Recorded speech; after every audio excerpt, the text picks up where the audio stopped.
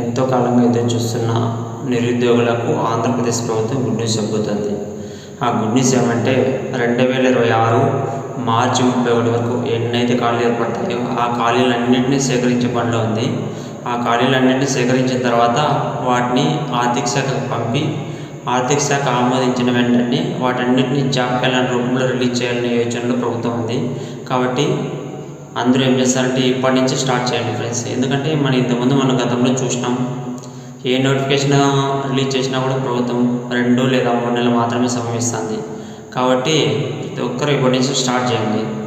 లేదంటే మనకి ఇచ్చే టైము అప్పటికప్పుడు నేను చదువుతాను పెడతానంటే మాత్రం అవ్వదు.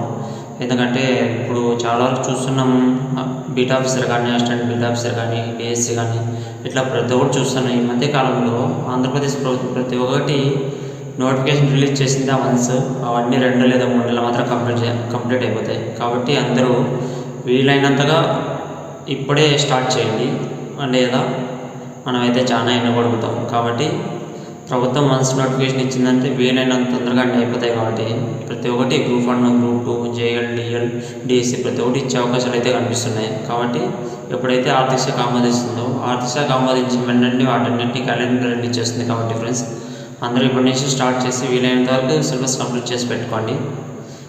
వన్స్ నోటిఫికేషన్ ఇచ్చిందా మనకైతే టైం దొరకదు. కాబట్టి నాకు తెలిసిన ఇన్ఫర్మేషన్ అంతా మీకు తెలియజేస్తున్నాను.